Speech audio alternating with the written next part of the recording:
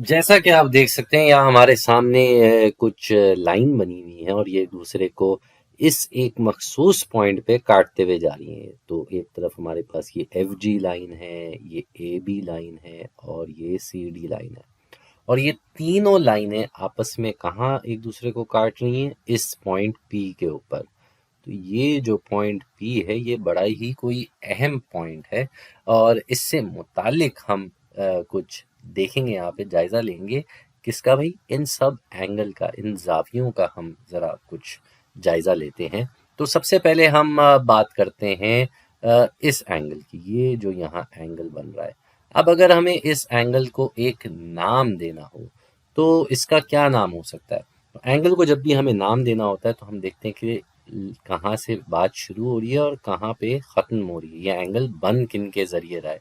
इन दो लाइनों के ज़रिए बन रहा है। ये लाइन शुरू हो रही है पॉइंट ए से, मतलब ए पॉइंट है इस लाइन पे, और ये यहाँ तक आता है इस पॉइंट पी तक, और फिर इस पॉइंट पी से हम यहाँ आ जाते हैं सी की तरफ। तो एक तरीके से देखा जाए तो इस एंगल का नाम जो है वो हो जाएगा ए पी सी। क्यों भाई? क्योंकि ये ए से शुरू हुई बात और ये पी पे आई और फिर वहां से ये सी की तरफ चली गई, तो इसको हम कहते हैं ए पी सी। हो सकता है आप सोच रहे हो कि भाई बात ये भी तो है कि ये सी से शुरू हो रहा है फिर पी पे गया और फिर ए पे जाए, ऐसा भी तो हो सकता है। ज़रूरी थोड़ी कि हम ए से ही शुरू करें। या अंग्रेजी में के हिसाब से हम तरजीह नहीं दे रहे कि पहला ए है तो ए ही पहले आएगा। हम इसको सी पी ए भी कह सकते हैं। सी पी ए भी इस एंगल का नाम हो सकता है। तो ये दोनों नाम इस एंगल के लिए दुरुस्त है, इस जाविये के लिए ये दोनों नाम दुरुस्त है। अब आप सोच रहे होंगे कि हम, क्योंकि यहाँ जाविया पी पे बन रहा है तो क्यों ना इसको सिर्फ पी ही कह दें। ऐसा नहीं हो सकता। उसकी बहुत बड़ी वजह ये है कि पी पे तो ये जाविया भी बन रहा है, पी पे कहने को ये जाविया भी बन रहा है। इस तरह अलग अलग जाविये बन रहे हैं हमारे पास। अगर हम अब इस जाविये की बात करें तो ये एफ से शुरू हुआ, पी पे आया और डी पे चला गया, तो इसको हम कहेंगे F P D. F P D, ठीक है। और उसी तरीके से हम ये भी कह सकते हैं कि ये डी से शुरू हुआ और पी पे आके फिर एफ पे चला गया, तो इसको हम डी पी एफ भी कह सकते हैं। D P F.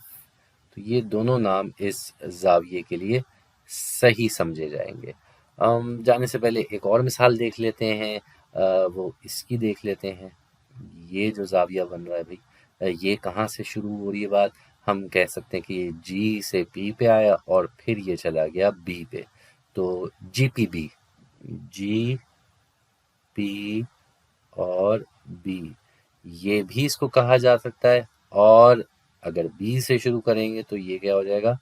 B P G. तो ये दोनों नाम इसके लिए दुरुस्त होंगे।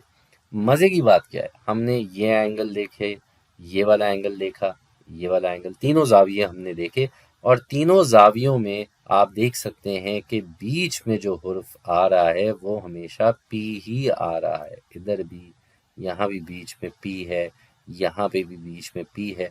वो इसलिए क्योंकि जाविया बन ही पी पे रहा है भाई। पॉइंट तो असल ये है ना। तो ये बस ध्यान में रखना है कि जिस पॉइंट पे जाविया बन रहा होता है वो हुर्फ हमेशा, वो पॉइंट जो है हमेशा जाविये के नाम में बीच में आता है। तो ये उसूल हमने बस दिमाग में रखना है। बाकी आपको पता है, आप समझ गए हैं। उम्मीद करता हूँ कि ये आपको समझ में आ गया हो कि किस तरीके से हम जावियों को नाम देते हैं।